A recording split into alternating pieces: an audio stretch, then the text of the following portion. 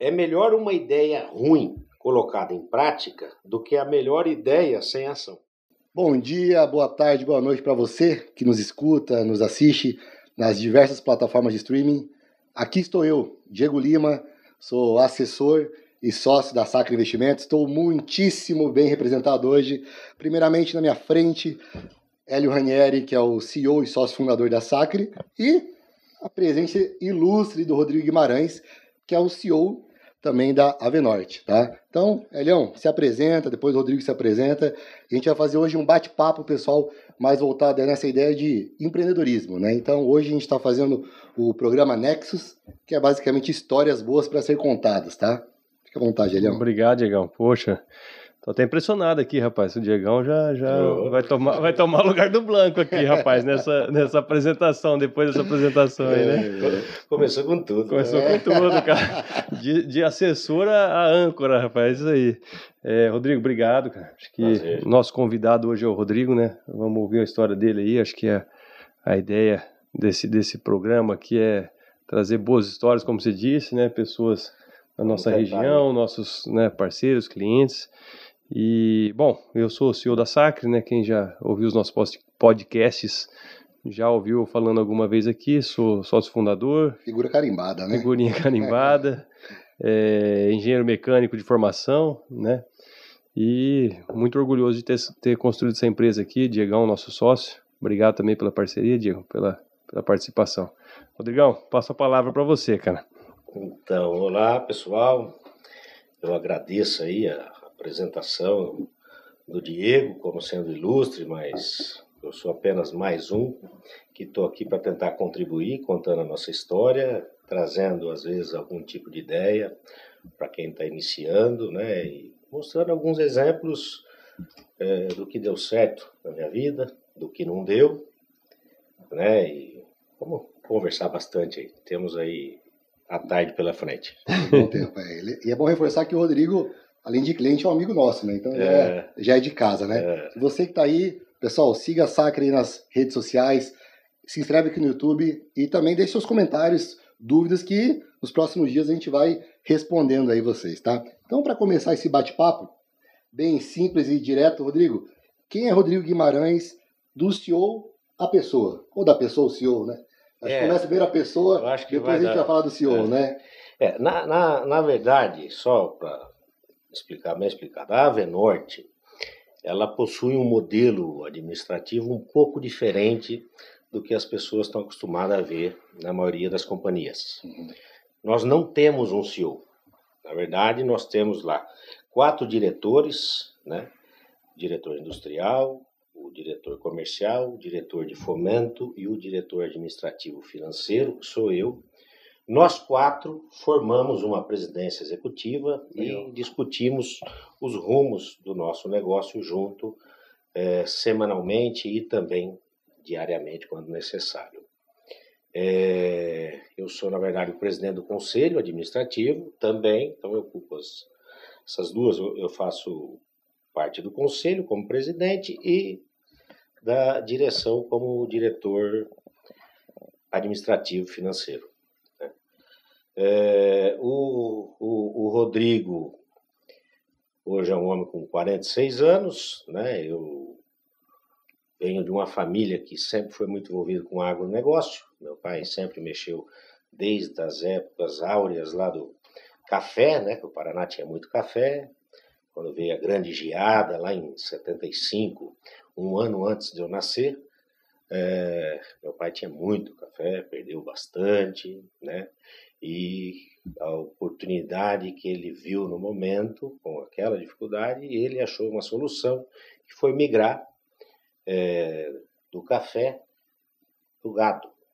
Então, ele tinha alguns sítios de café que ele vendeu e comprou uma propriedade maior, onde ele começou a produzir gado. Ele tinha vacas de cria, né? Quando foi Isso em qual região, Rodrigo? Lá na região do Cianorte mesmo, ali, Tuneira do Oeste, nessa região aqui, pertinho mesmo, na região do Noroeste. Saudosa Tuneiras, né? Eu nasci em Tuneiras do Oeste, uma megalópole, rapaz. Lá na terra do Diego. É isso aí. E naquela época nós morávamos em São Lourenço. São Lourenço é um distrito de Cianorte, que é onde eu nasci. Na verdade, eu nasci no Hospital São Paulo, em Cianorte, mas quando eu nasci, nós morávamos ainda em São Lourenço. Com 6 meses de vida, o meu pai, com toda a nossa família, mudou-se para Cianorte de vez, né? Naquela época, meu pai e os irmãos dele tinham lojas de carro em São Paulo, carro usado, Fusca, Brasília, Fiat, né? Que era Variante, Elba. E o meu pai ficava aqui em Cianorte, onde ele comprava os carros, carregava as carretas cegonha, mandava para São Paulo, onde os irmãos dele comercializavam esse carro em São Paulo. E por muito tempo eles ficaram nesse negócio. Quando foi no ano de 86, o meu pai comprou um posto de gasolina em Cianorte. Então ele tinha fazenda de gado, mexia com o ramo de carro, automóveis, né? E comprou um posto de gasolina, porque nós, os filhos, estávamos chegando na fase produtiva da vida, querendo todos começando a trabalhar. Eu sou o mais novo, né? Então na época eu tinha 10 anos, mas naquela época a gente começava a trabalhar cedo, graças a Deus. Mas o Marcos, meu irmão, já tinha 17, o Beto tinha 15, né? Minha irmã já tinha 19 anos. E o meu pai comprou esse posto de gasolina para que a gente pudesse iniciar. Eu, né? Porque os meus 2 irmãos, já o Beto trabalhava com ele na fazenda e o Marcos, meu irmão, trabalhava na Cocamar, no setor administrativo da Cocamar. E aí foi quando comecei a trabalhar. Meu primeiro emprego era frentista e limpador de carro. Os lavadores lavavam o carro e eu fazia a limpeza interna. Acho que é por isso que eu sempre fui muito louco por carro. Fissurado, assim, apaixonado, né? E tal. Aí comecei a dirigir cedo, porque tinha que manobrar os carros no posto e tal. E aí fui pegando paixão por caminhão também, porque os caminhoneiros paravam para abastecer, você ia lá abastecer. Tinha um amigo do meu pai que ele tinha os caminhão de que puxava areia. Ele ia buscar areia lá no Porto de Guaíra.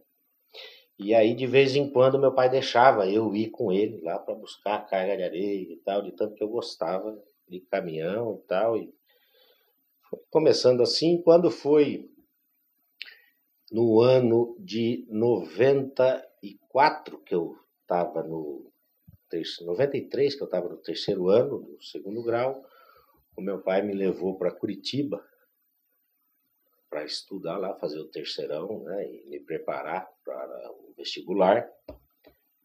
E eu cheguei em Curitiba, eu era acostumado em Cianorte, que eu conheço até os cachorros da rua. Cheguei lá em Curitiba. Povo aberto, né? Curitiba é uma cidade maravilhosa, tudo, mas o povo de Curitiba ele é um pouco mais recatado, mais fechado, né? Acho que até a temperatura da cidade ajuda as pessoas a ficarem assim por causa do frio e tal. E aí eu não consegui me acostumar em Curitiba. Eu fiquei 4 meses lá.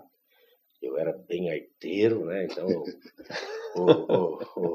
quando meu pai descobriu que eu estava mais faltando na escola do que indo, ele me pegou pela orelha e trouxe embora para Cianorte, de volta. Quando eu voltei para Cianorte, eu terminei o 2º grau em Cianorte.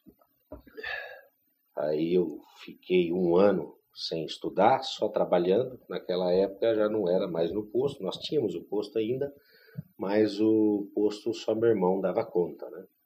Aí naquela época eu fui trabalhar numa rádio que nós tínhamos lá em Cianorte, que era a Rádio Porta-Voz, onde eu era office boy, era um faz-tudo lá, né? E precisava levar alguma coisa a algum lugar, ou buscar e tal, a gente ia. E quando foi em 96, eu iniciei uma faculdade de administração, a qual eu cursei por 2 anos, e foi quando começou a Venorte. E aí eu resolvi trancar a faculdade e ir trabalhar na Venorte, que era uma empresa pequena e precisava como é que fala, eu não gostava mesmo de estudar, né? Então usei como desculpa para fugir da faculdade o trabalho. Então está desde o início na Avenorte. Desde o início, graças a Deus. Desde o início. A Avenorte, ela é uma empresa que ela nasceu de uma derrota, na verdade. Por isso que eu falo que tem muitas vezes que quando a gente perde, a gente ganha. A minha família é uma família que tem envolvimento com política. Meu pai foi prefeito de Cianorte por 3 oportunidades, né? Desde 89 a 92 e depois de 2004 a 2012, quando no primeiro mandato dele lá atrás foi criado a capital do vestuário e também a feira Expovest, né? Que fez com que a confecção crescesse em toda a nossa região, inclusive em Maringá, né? Isso aí é uma coisa que saiu da cabeça do meu pai, com a ajuda de alguns empresários locais lá, como o tio Shebley, que foi um homem muito importante na história da nossa cidade como um todo também, até hoje é. E visionário também, Shebley. O tio Shebley enxerga além da curva, né? E o meu pai, muito parecido, e eles viram que tinha esse foco, as mulheres não tinham emprego em Cianorte, então estava havendo uma fuga de gente de Cianorte indo embora, principalmente porque faltava emprego para as mulheres. E eles viram a oportunidade na confecção, incentivaram durante os 4 primeiros anos, durante esse mandato de 89 a 92, foram criadas em Cianorte aproximadamente 400 indústrias de confecção. Foi uma coisa assim que transformou a economia regional mesmo. Qual que era a população na época de Cianorte? Você tem uma ideia? Cianorte devia ter umas 50 mil pessoas, mais ou menos, mas em decadência, né? Caindo. 40 e pouco, 50, mas caindo, né? Uma população que vinha caindo. E com essa revolução que foi feita no município, é óbvio que sozinho ninguém faz nada, mas isso aí saiu da cabeça do seu Edno Guimarães, meu finado pai. E hoje Cianorte ainda continua uma referência na confecção, mas a gente vê que a região cresceu muito também, né? Nessa atividade, e Cianorte diversificou e nós resolvemos então ir para a avicultura. Quando foi no ano de 96, para explicar o surgimento da Avenorte, o meu tio Jonas, que é um dos proprietários, ele disputou a eleição para a prefeitura de Cianorte. E no plano de governo, nós colocamos que nós íamos incentivar a vinda de uma indústria de frango, uma abatedora de frango. Suprir a necessidade na cidade, né? Para a cidade, para potencializar a geração de emprego e renda, né? E graças a Deus aquela eleição nós perdemos. E aí eu tinha 20 anos, né? Os filhos do tio Jonas tudo na mesma idade que eu, mais ou menos. O Camargo tinha 40 anos, mais ou menos, então era um cara que estava voando também, querendo crescer. E o Bongiorno tinha 44, 45, né? Então, e o meu pai era o mais velho deles, né? Então, quando nós perdemos a eleição, o que os 4 fizeram, né? O meu pai, o Jonas e o Bongiorno e o Camargo, eles falaram, vamos nós mesmos fazer um frigorífico de frango em Cianorte, então, né? E aí saiu a ideia. Na época, nós procuramos o BRDE em Curitiba, e eu lembro, meu pai deu uma fazenda nossa de 100 alqueires de terra para a gente pegar um empréstimo de 750 mil reais. Meu Deus, que proporção, hein? E o BRD aprovou o crédito, nós conseguimos e tal, e aí construímos o nosso primeiro barracãozinho lá, a nossa primeira linha de produção. Era uma linha de produção para matar 10 mil aves por dia. Nós começamos com um abate de aproximadamente 2 mil frangos, mais ou menos, e com 1 ano de operação nós chegamos na capacidade máxima, que era 10 mil frangos por dia. Só parâmetro de comparação, Rodrigo, quanto vocês abatem hoje por dia? Hoje nós temos uma capacidade instalada de 230 mil aves por dia. Estamos abatendo em torno de 220. Cresceu um pouquinho, né?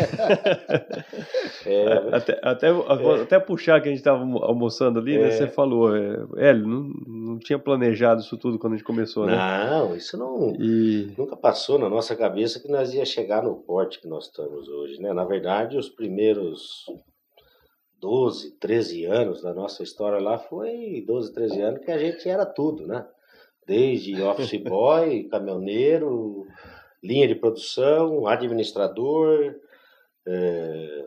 faturista, nós fazíamos de tudo, né? Onde aparecia algum buraco, a gente tinha que estar lá para tapar. Quando atingimos 10 mil aves, nós fizemos um investimento e dobramos a produção.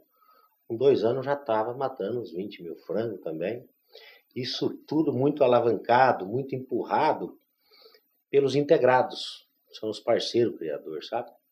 Eles confiam demais na gente e nos empurraram para o crescimento. Eles falavam, não, eu quero fazer granja, então vocês têm que matar mais e tal. E foi, e nós, né, com o apoio desse e uma equipe de gente muito, como é que fala, com muita vontade também, querendo crescer, né?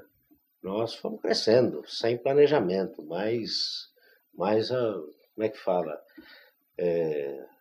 Suprindo uma demanda quase. É o contrário do que está na bandeira do Brasil, né? Ordem e progresso. Não, lá era desordem e progresso. Mas é o que acontece em todas as companhias com o crescimento, né?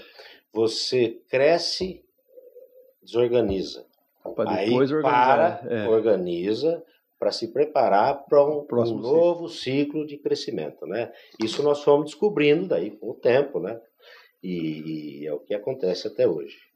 Mas foi desse jeito. Quando nós chegamos em 2008, por aí, nós já estávamos matando 160 mil frangos naquela planta. Nós fizemos um bom investimento, né, de tecnologia e tal, em 2 turnos, ou seja, era 2 turnos de 80, mas era tudo muito gambiarra, sabe?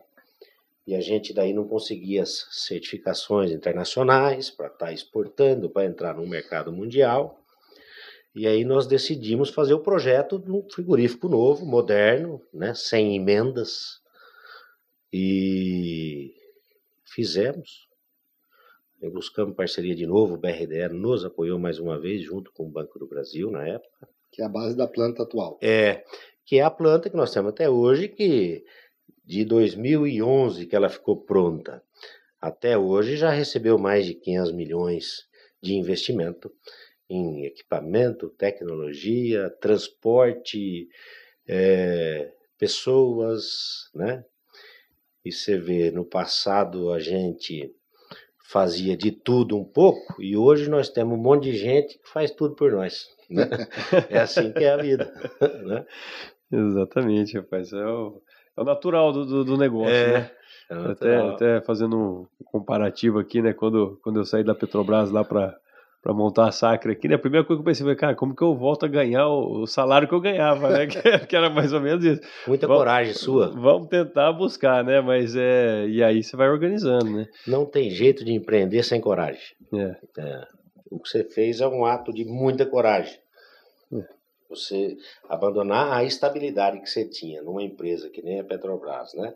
Para vir se aventurar numa atividade nova para você, né? Puta que pariu. Realmente o processo é o inverso. O pessoal quer tudo, ainda mais no Brasil.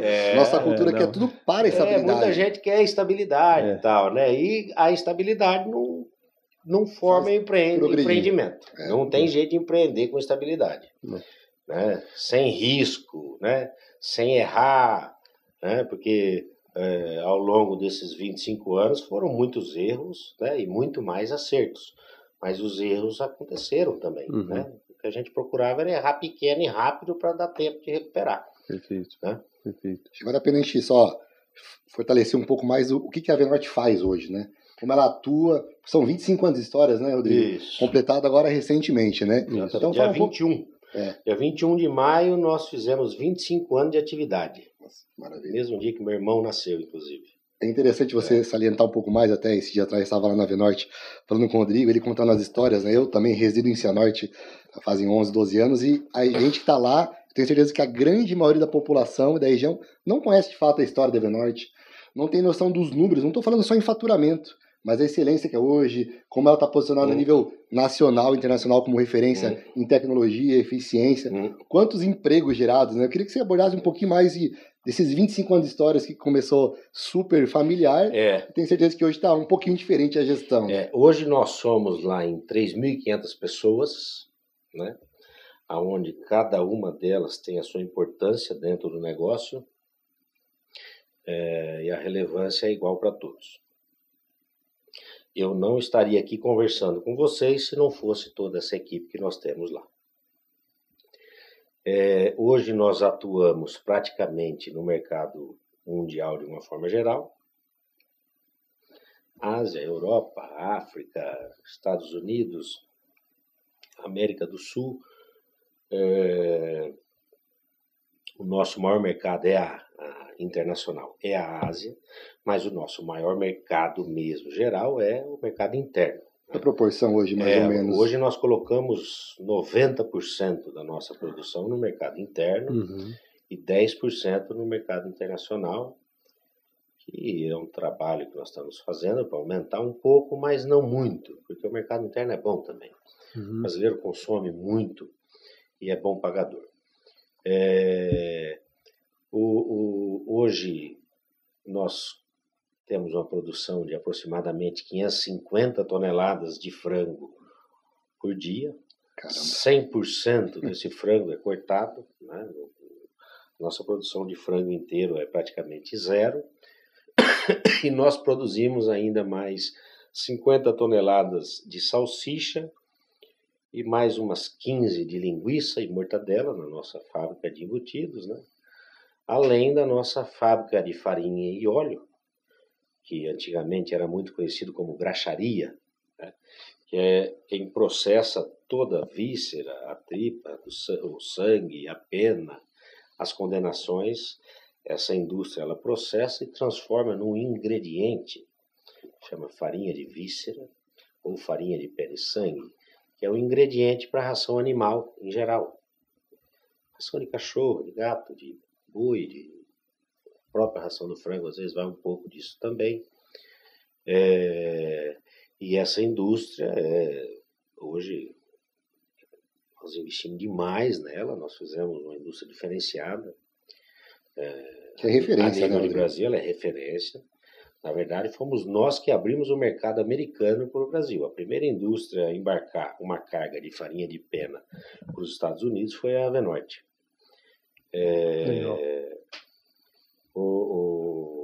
Atendemos o Chile também, onde eles utilizam para alimentação de salmão, né? E o mercado nacional de uma forma geral. Nós produzimos 1.200, 1.300 toneladas de ração de frango diariamente, né? Para alimentar o nosso plantel de aves, aproximadamente 10 milhões de aves alojadas, num raio aí de 28 quilômetros de Cianorte, né, da nossa planta. É bem próximo, né? Não tem nada muito... Isso, a parte delas mais longe dá 60, 70 quilômetros, né? Mas a raio médio é 28 quilômetros. Legal. Temos uma frota de aproximadamente 200 caminhões que fazem boa parte da nossa logística. Como disse, 3.500 colaboradores ao todo.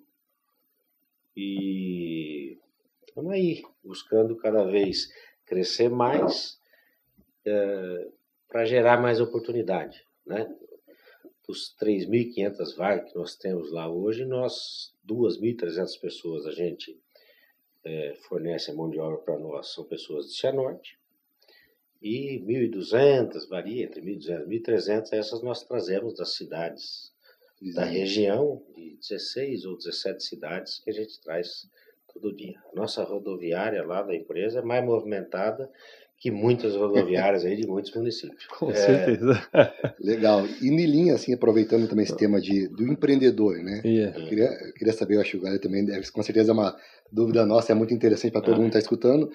Qual que foi a sua maior dor como gestor, como empresário, ali nesses últimos anos? Imagino devem ter tido várias intercorrências e muitas dores, mas aquela que você lembra que deu aquela sangrada, né? E como é que você fez para superar?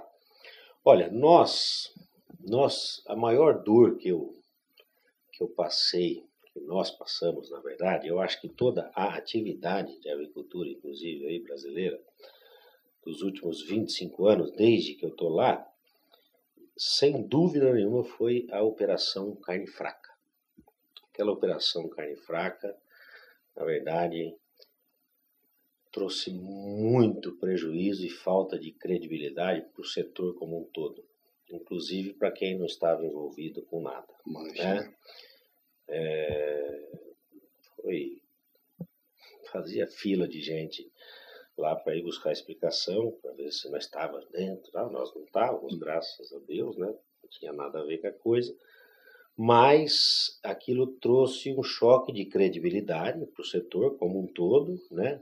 Sem falar nos bloqueios que vieram da Europa, né? Nós tínhamos acabado de abrir o mercado europeu, né? E eles bloquearam 100% das compras brasileiras. Então, a gente tinha estoque de produto acabado para embarcar, tinha produto que estava em navio viajando, que chegou lá no receberam, que retornou, gerou muito prejuízo financeiro e muito prejuízo psicológico também, né? E até você provar que focinho de porco não é tomada, né? Demora um tempo. As pessoas costumam jogar todo mundo dentro de um balaio, né? E depois ir tirando os limpos um a um. Né? Então, isso aí foi o que aconteceu com a atividade naquele ano. Foi bem difícil. Em relação ao setor mais abrangente, qual que é os principais desafios aí do setor que a Avenor está instaurado hoje? Olha, o setor de avicultura, ele o problema do empresário no ramo do proteína de frango, na verdade, às vezes não entender o mercado, como que ele demanda, né, para você fazer a oferta correta. Então, o que acontece? Normalmente, o primeiro trimestre da nossa atividade são nossa baixa temporada. Só de férias, quer comer uma carninha, né? Quem sai de férias vai viajar, quer comer um peixe, quer comer uma carne. Não existe a merenda escolar, porque as escolas estão de férias, né? Então o consumo do frango cai bastante e a oferta continua do mesmo tamanho. Então é um período de um mercado ofertado, né? Onde os preços caem bastante, né? E os custos continuam andando de lado, né?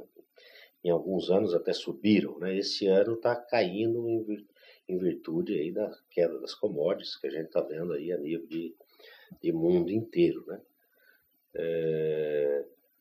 Mas o desafio maior para nós, eu acho que é haver um entendimento melhor desse oferta e procura, sabe? Para você equilibrar a sua produção a um nível que você mantenha a saúde financeira do teu negócio. Tá? Legal. Rodrigo, até puxando aqui, eu fiquei curioso, tá? Eu sou curioso da história, que o Diego tá com a pauta aqui, né? Mas você falou da questão lá da operação, né? E você antes tinha comentado da dificuldade que foi que vocês superaram, na verdade tiveram uma derrota política ali, né? E daí surgiu a empresa. E depois, com essa dificuldade da carne fraca aí, como que foi o pós, né? Se vocês escolheram frutos também depois, porque eu imagino que vocês veja bem, deram a volta por cima. Estava limpo, né? Quem tava veja bem, como nós estávamos limpos e nós tínhamos acabado de conseguir a habilitação para a Europa, paralelo a isso, nós tínhamos conseguido também um selo britânico que chama BRC. Esse selo é um selo de qualidade para a indústria alimentícia e que no Brasil, quando nós conseguimos, existiam 28 plantas no Brasil inteiro que tinha esse selo. A única familiar éramos nós. Nós somos a primeira empresa familiar do Brasil a conseguir o selo BRC também. Legal. E esse selo, ele te certifica naturalmente para atender alguns clientes especiais. Hoje, inclusive, o nosso principal cliente, que é a Vosco. A Vosco é uma empresa alemã, que eles têm uma filial aqui em Lages, e eles têm outras 2 linhas de produção, na Alemanha e na Holanda, se eu não me engano.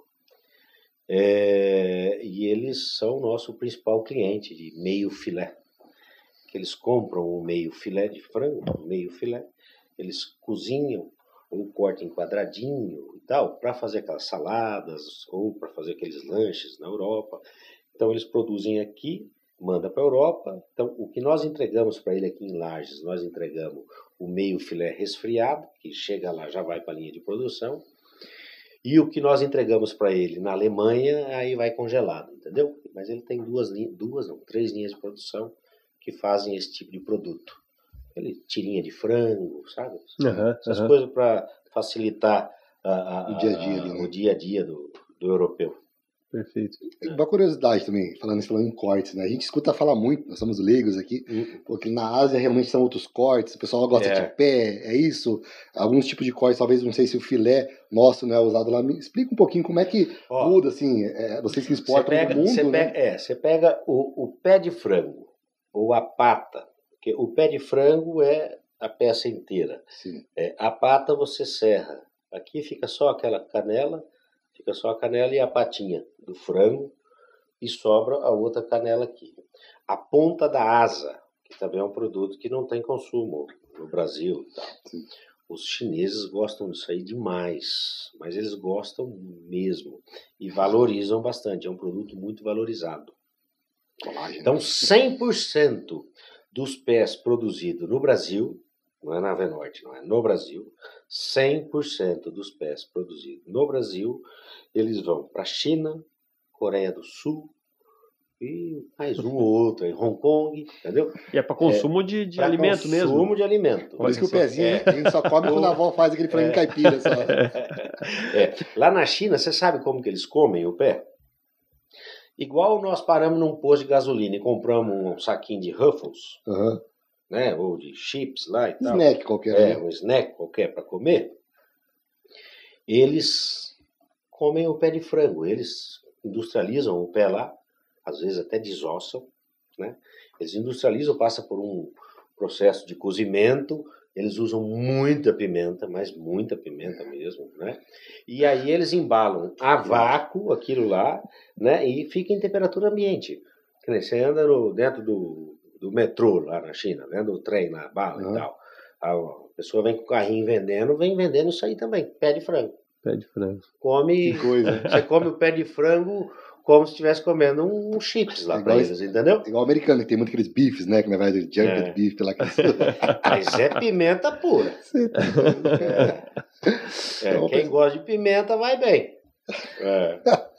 Rapaz, que interessante, né? E agora, falando um pouco mais do... Só para já o japonês, ele gosta mais da coxa desossada. Eles chamam de BL. Coxa sobre coxa desossada. Então, eles gostam dela desossada, gramaturada, cortada em pedaços, que chega lá, facilita a operação deles de fazer os pratos japoneses, né? Coreia compra bastante também.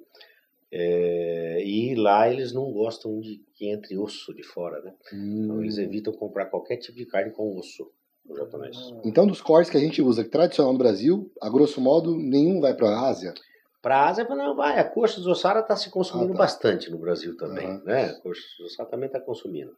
Não, eles compram leg também e tal, mas é que essas especificidades ali.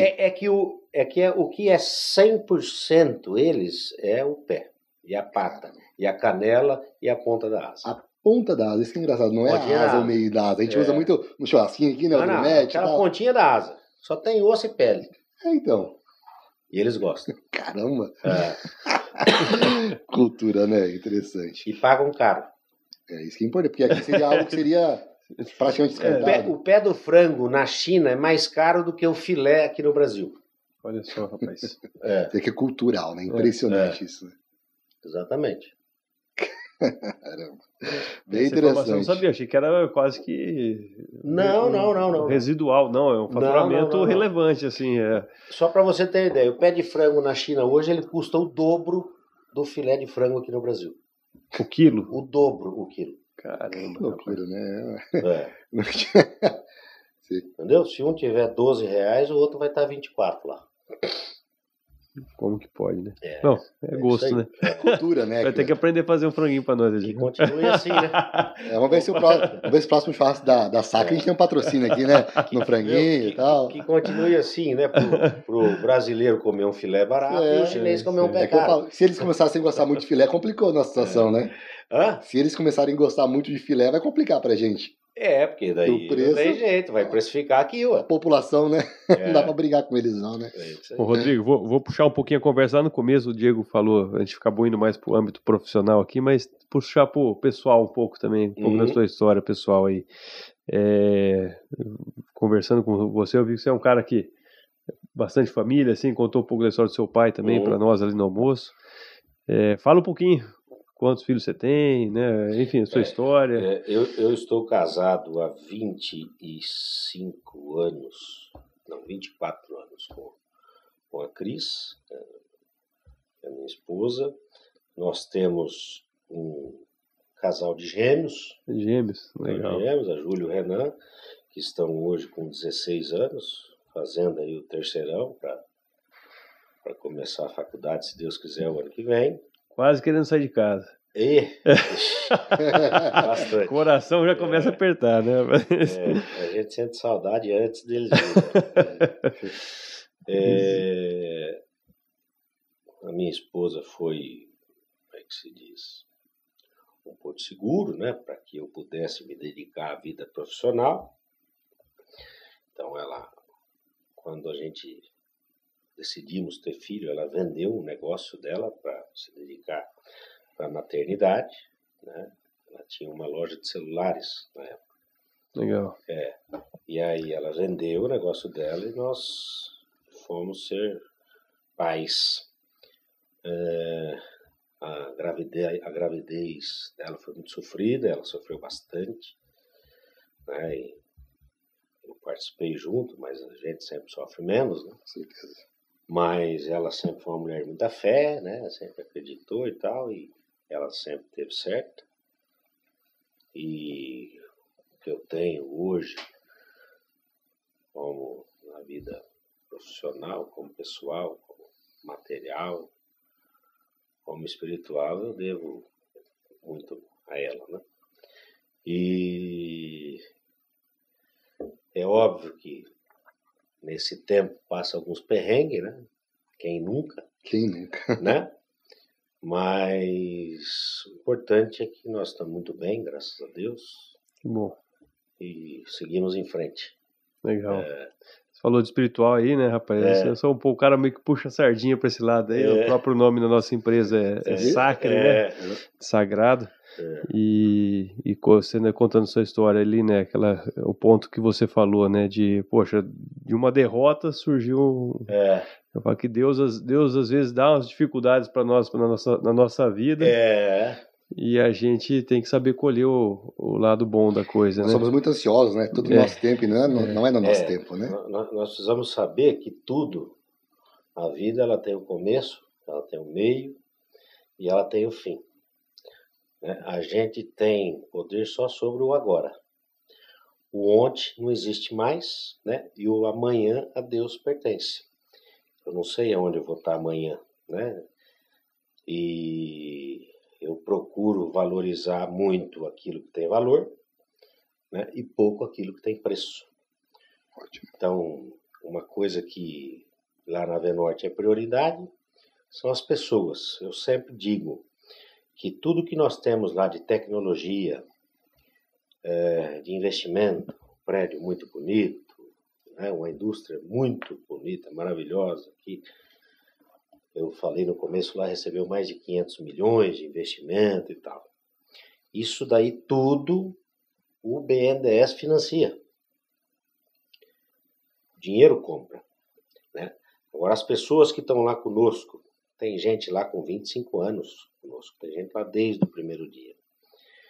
E aquelas que estão lá com nós há 10 anos, há 15, há uma semana, não importa o tempo, elas escolheram, né? Está emprestando a mão de obra dela para nós lá, porque a nossa operação, se você me der um frango para mim matar, você não vai ter coragem de comer ele, eu não sei fazer isso, né? Então, a vida inteira eu me dediquei bastante a cuidar, né? Ou tentar fazer o melhor pelas pessoas que estavam me cercando e ajudando eu a crescer e chegar onde eu cheguei. Então, sem a minha equipe, eu não seria absolutamente nada. Sem os meus sócios, eu não seria absolutamente nada. Se eu tivesse todo o dinheiro do mundo e resolvesse montar uma empresa nova hoje, do começo, sabe?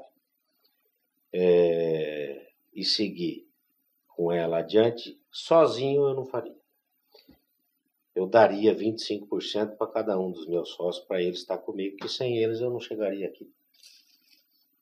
Legal, né? Isso é gratidão, né? Hoje cada vez está mais em falta, infelizmente, no nosso mundo, né? Tanta inversão, tanta coisa complexa, não só no Brasil, mas no mundo. O Rodrigo aqui definiu com os meus sócios e principalmente, né, no meu caso, o meu pai, né? Sim, claro. Se não fosse meu pai, até minha sombra era mais feia.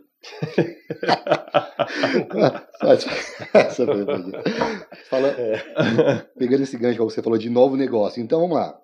Eu sei que eu acho uma pergunta muito genérica, ampla e não é fácil de responder, mas se você fosse dar um conselho para quem pensa em começar um novo negócio, ou o que você daria? Qual seria o seu conselho principal para quem quer montar um novo negócio?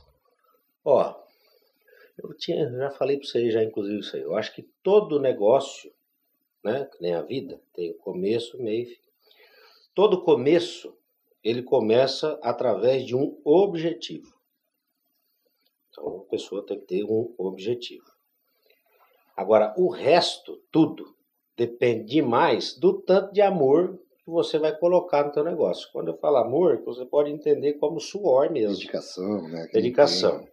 Tem que estar preparado para errar e não fraquejar, né? Porque se você tem um objetivo, é óbvio que você não vai acertar em tudo. Então, uma hora você vai errar. Só que você tem que ter resiliência. Você tem que continuar buscando o seu objetivo, né? Se cercar de gente boa, né? Eu acho que quanto mais nova a empresa, eu penso que mais sênior tem que ser colaborador, tá? Para você diminuir o risco de erros aí, né? E trabalhar, o principal é o trabalho. Nós, quando vimos que quando nós chegamos lá em 160 mil frangos, que eu falei para vocês, lá em 2005, por aí, 2006, o que nós fazíamos era trabalhar. Eu ia para São Paulo levar carga de frango, dirigindo caminhão. Na boleia mesmo. Eu tenho carteira aí até hoje, porque eu tive que tirar para fazer isso. Não só eu, os outros sócios também. Nós revezava. Nós tínhamos um caminhão só e um motorista. E nós tínhamos uma filial em Guarulhos que um dia sim, um dia não, e o caminhão. Então ele viajava, entregava lá, aí os caminhãozinhos pequenos distribuía na Grande São Paulo. Ele voltava para carregar de novo para voltar para lá. Então tinha viagem que nós tínhamos que fazer reforço. Nós aproveitava, ia, já dirigia para ele dormir e tal. Chegava lá, já dava uma olhada na filial, né? O olho do dono também é importante para engordar o porco, né? E o porco não, o frango. Nesse caso, o frango mesmo. E foi assim, como é que fala? Eu não tinha cargo, né? Sim. Eu tinha... Você era CEO de si mesmo, né? Fazia de tudo. Isso aí. Nós temos um campo lá na frente da empresa que eu planei aquele campo lá com uma Toyotinha velha puxando um trilho de trem. Para nós fazer um campo para nós jogar bola com os funcionários. Tem aquele momento, né? Entendeu? Na época nós tínhamos 60, 70 funcionários. E nós sempre gostou de jogar bola e tal. Eu, o Camargo, o Hugo, todos nós, o Bom de Ouro, né? Então nós fez o campo lá para isso. Eu planei o campo com a Toyotinha, puxando um trilho de trem. A mesma Toyotinha que, às vezes, de madrugada, nós carregávamos em cima dela os pegadores de frango. para trazer para abate. Naquela época nós pegávamos frango só de madrugada. Não tinha as tecnologias que tem hoje para arejar e o frango não morrer. Entendeu? Então, como nós matava das 5 da manhã até as 4 da tarde, nós pegava de madrugada, que é fresquinho, né? E aí ia matando ele. Entendeu? Olha só. Durante o dia era muito quente. Né? E o frango morria, infartava. Olha. Então, todas essas coisas nós fazia, nós revezava. Tá certo. Então, tinha dia que eu saía de casa meia-noite, ia para as granjas, para os pegadores de frango, para pegar frango, pegava frango. Quando dava 6 horas da manhã, nós terminávamos de pegar o que ia bater aquele dia, né? Eu voltava para a empresa, largava a Toyotinha e os funcionários lá, ia para casa, dormia 2, 3 horas, aí acordava, vinha para Venorte para fazer o caixa, para ir pagar as contas no banco, entendeu? Naquela época pegava os boletos e ia no banco pessoalmente, na boca do caixa lá, e, né? Às vezes aquele monte de cheque de terceiro, aí ia conversar com o gerente, não, você tem que aceitar esse cheque aí e tal, entendeu? A gente negociava tudo, não tinha, como é que fala? Era bruto, né? Hoje você faz um depósito no cheque pelo celular, lê o código de barra do cheque lá e deposita. Imagina que eu imaginava que um negócio desse ia acontecer. Você falou um negócio no almoço que eu falei assim, ó, essa daí vai dar uma boa pro podcast, né? A ideia, como que é? É melhor uma ideia... Isso. É melhor uma ideia ruim colocada em prática do que a melhor ideia sem ação. Perfeito. Conversa boa, né? Isso é para provar que o suor é mais importante do que talento, o raciocínio, do que tudo. Então, não adianta nada você ter uma ideia maravilhosa e tal, mas você nunca põe ela em prática. Isso aí é ideia para boi dormir. Verdade. Conversa boa. Muito bom. Na verdade, nosso tempo já está chegando na reta final aqui. Na verdade, já temos que marcar o segundo episódio, né? Tem muita conversa, muita história aqui para ser falada. Esse tempo aqui eu ia contar só metade. Então, vamos deixar outra metade para outra hora. Quem sabe o próximo episódio não pode ser do lado de uma churrasqueira, né? Um ambiente um pouco mais descontraído, né? O Diego na churrasqueira é bom. Você tá levantando a bola, né, Diego? Você tá levantando a bola para você mesmo chutar, né, cara? Agora Rodrigo, a gente vai para uma área, para um final aqui do nosso bate-papo, a gente vai incorporar Maria Gabi Gabriela, né? Quer fazer essa parte, Ariel? Não, contigo. Não, faz essa parte. Não, isso aí não é comigo, não. Agora, só para finalizar, pessoal, na verdade, o momento aqui é uma conversa super informal, descontraída, mas a gente vai fazer o que chama de ping-pong, né? A gente brinca do Maria Gabi Gabriela. Eu tô mais para Jô Soares do que para Maria Gabi Gabriela, né? Mas vamos lá. Ficou legal. Então, Rodrigo, a ideia aqui eu vou te fazer pergunta simples, você resposta direta. Bate pronto, hein, Rodrigo? Vou tentar. Não pode pensar muito, hein? Se pensar... Vamos lá, pessoal. Então, o nosso ping-pong começa assim. Um sonho. Sonho? Olha, eu sempre quis... Eu sempre me espelhei muito no meu pai, né? O meu pai sempre foi uma referência. Nós éramos, inclusive, muito amigos, nós dois. E o meu pai é um homem que teve a oportunidade e conseguiu devolver para a sociedade muito que ele ganhou através dela também, né? E nós, lá na Venorte, nós crescemos e ganhamos muito nos últimos 25 anos, e sem a sociedade onde nós estamos inseridos, nós não teríamos conseguido, né? Então eu tenho um sonho de devolver um pouco através do meu trabalho, seja ele como for. Que legal. Assim seja. Um desafio. Um desafio? Você me apertou, você me abraçava. Eu falei que deve ser fácil, né?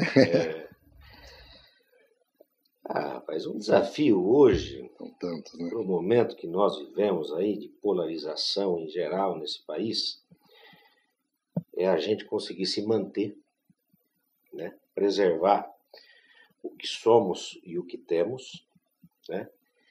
Porque tempos melhores virão. Agora é a hora, voltando a fazer o feijão com arroz, né? A gente estava falando em negócios, no dia a dia, dar uma pisada no freio, voltar a fazer o básico, né? Isso. Os americanos estão falando back to the basics, né? Vamos voltar a fazer o básico. Claro que, como você falou, em nível de negócios, temos que fazer investimentos e tal, mas é voltar a olhar mais para a base ele mesmo e fazer rodar, né? Olha lá, fazer um feijão com arroz bem feito. Bem feito, né? Bem temperadinho é bom demais, né? Aquele ovinho, né? E aquele franguinho junto. Já tá chique. Um fracasso, Rodrigo. Rapaz, se tem uma coisa que eu me senti fracassado, muito, uma coisa que eu me emociono quando eu falo, só não consigo ser tão objetivo para explicar isso para vocês. Mas eu vou tentar ser o tempo todo seu. Vou tentar ser o mais breve possível. O meu pai morreu em 2014 de leucemia. Ele descobriu que tinha leucemia e tentou lutar com a doença por um período longo, mas a doença nos venceu aí e tirou ele de nós. Como eu sou cristão, eu acredito na vontade divina, né? Deus sabe do tempo de todos aí e tal, dele foi. Mas meu pai morreu no dia 19 de agosto de 2014. Quando foi dia 20 de agosto de 2015, ou seja, 1 ano e 1 dia, exatamente depois da morte do meu pai, eu estava voltando de Londrina, eu fazia um tratamento no endocrinologista lá, o Dr. Higashi. Eu voltando de Londrina, chegando aqui em Maringá, o meu celular tocou. Era um telefone do Rio de Janeiro. Eu olhei e falei, ué, Rio de Janeiro, imaginei que era algum vendedor nosso lá e tal. Eu atendi, era uma mulher. Ela falou, senhor, é o seu Sérgio? Meu nome é Sérgio Rodrigo Ruiz Guimarães, né? Mas eu sou conhecido por Rodrigo. Eu falei, sim, sou eu. Ela falou assim, eu sou aqui do Redome. Redome é um órgão que controla os doadores de medula óssea pelo mundo inteiro. E eu me cadastrei nesse órgão quando eu tirei minha carteira de habilitação para ser doador. Ela ligou e falou assim, então, eu estou vendo aqui, o senhor é cadastrado aqui no Redome como doador de medula óssea, o senhor é ainda? Ela fazia tempo, né? Uhum. Eu falei para ela, falei assim, hoje eu sou mais do que antes. Ela falou, por quê? Porque meu pai morreu faz 1 ano de leucemia. Aí ela falou assim, então, seu Sérgio, nós temos um paciente que está precisando de você. Aí, o senhor ainda aceita doar? Falei, a hora que vocês quiserem. Fala onde eu tenho que ir. Eu estava num período que eu estava com preparo físico, que eu estava voando, eu corria todo dia 8 quilômetros, fazia academia todo dia, saúde estava em dia, tinha parado de fumar, sabe? Estava bem mesmo, bem fisicamente, tudo.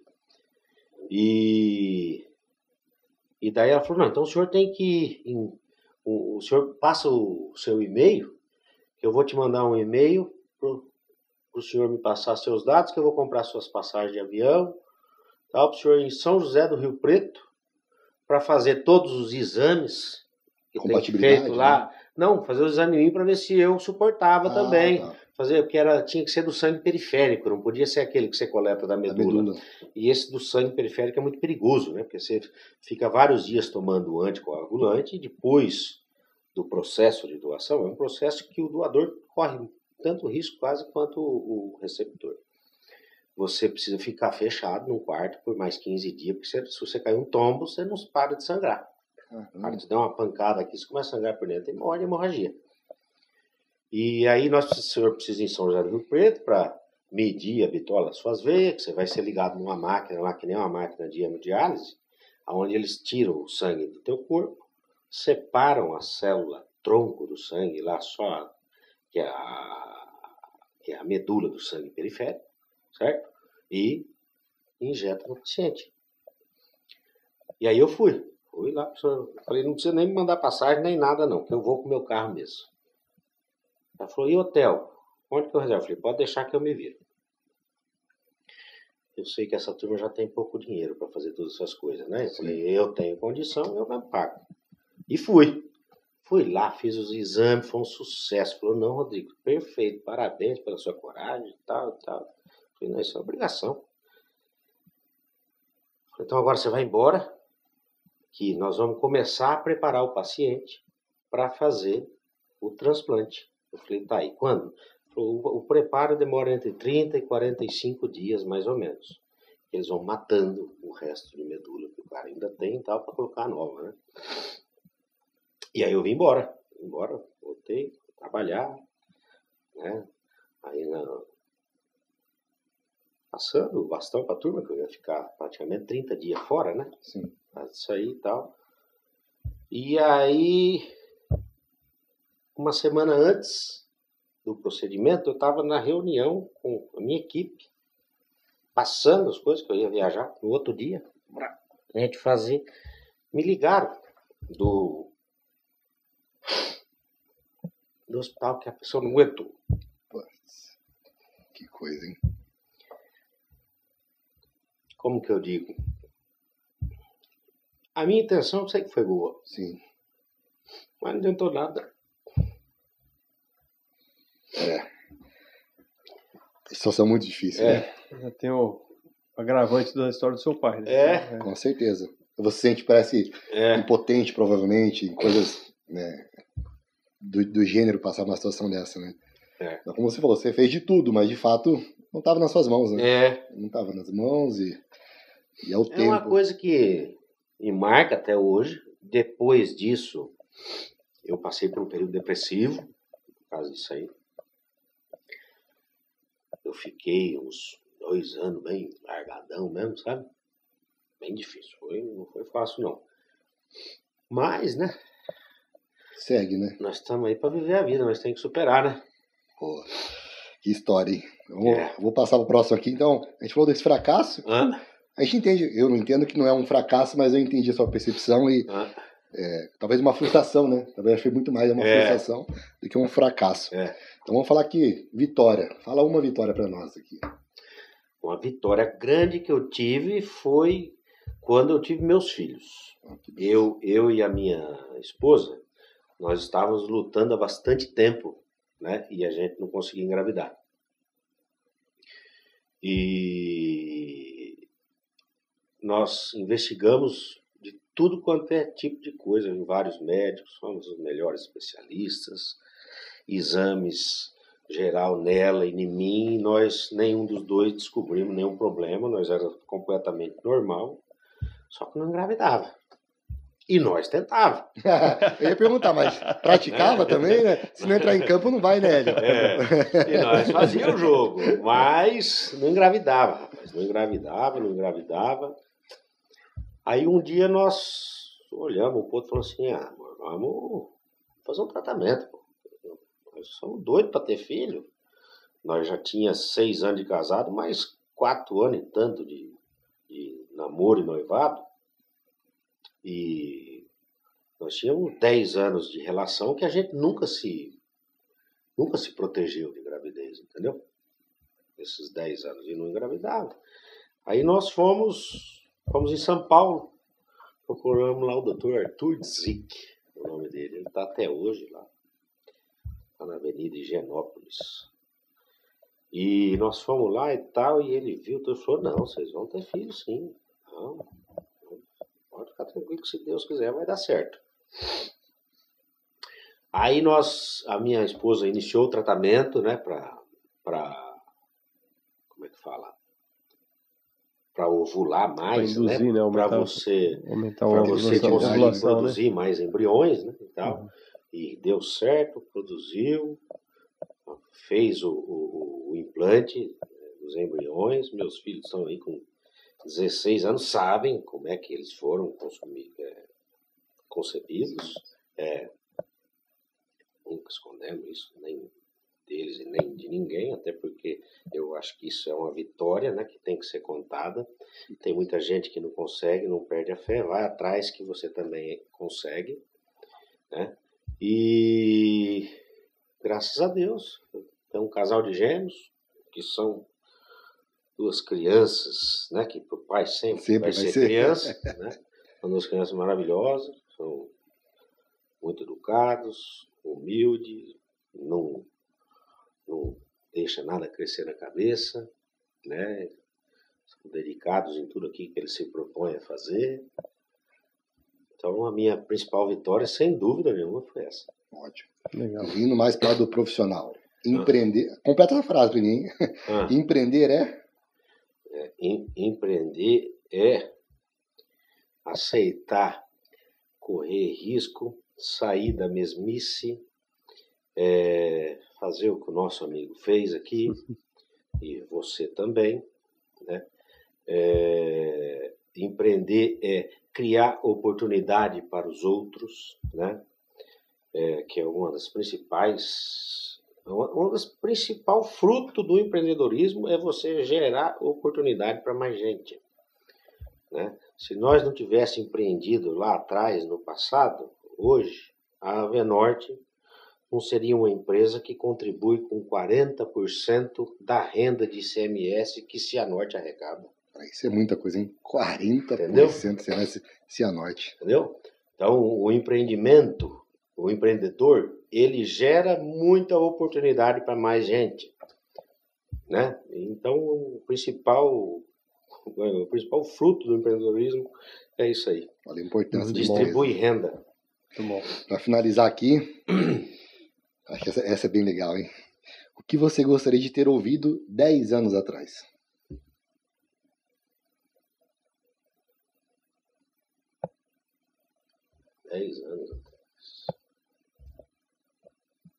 Talvez um conselho, alguma diretriz, alguma...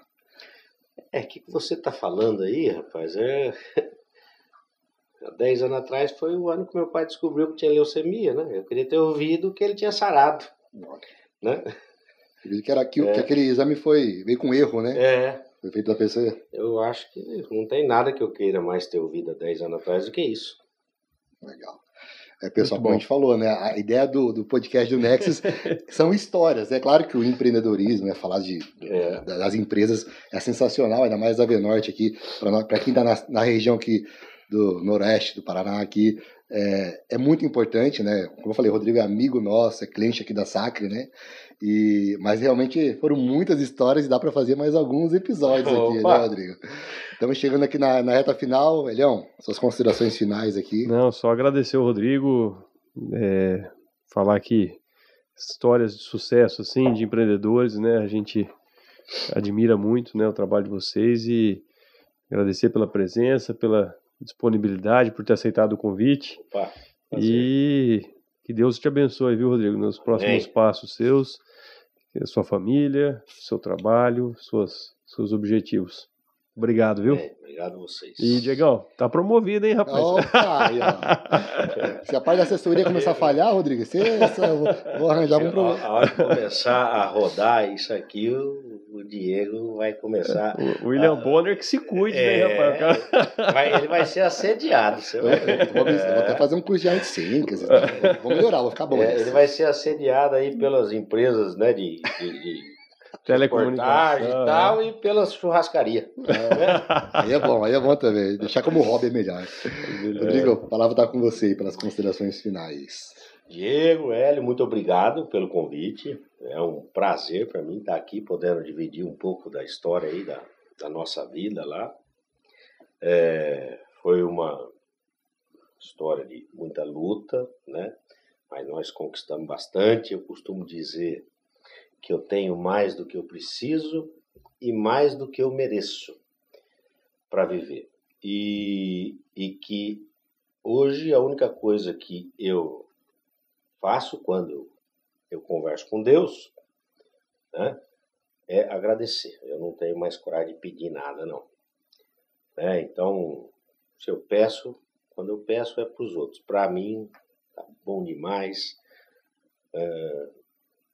Estou muito satisfeito com a minha vida, com o que aconteceu comigo até hoje, com os meus tombos, com o que eu fiz de errado e com o que eu fiz de certo. Hoje, é óbvio que a vida ensina, né? E você descobre que não existe atalho, né, para a vida. Para você chegar num lugar, o caminho tem que ser percorrido. Não dá para passar por dentro de paredes. Se você não ir abrindo as portas, você não sai do lugar. Então, prazer estar com vocês aqui. Eu estou à disposição. Se vocês quiserem ouvir mais aí, é só me chamar. Então, isso é uma coisa que eu gosto de falar. Então, vamos viajando então. Pessoal, vocês estão aí também acompanhando nos streamings, nos canais. muito obrigado por ter ficado até agora. Mais uma vez, Rodrigo, obrigado mesmo de coração. Obrigado, Hélio. Pessoal, se inscreva no nosso canal do YouTube. E eu até recomendo, aconselho que compartilhe com os amigos, né? Com certeza tivemos histórias aqui muito interessantes, tá? E estamos à disposição. Se assim, como o Rodrigo, você quiser ser cliente da Sacre, nos procure que você vai estar com a melhor assessoria de investimentos também, tá bom? Os caras mandam bem. Obrigado e até a próxima, pessoal. Valeu!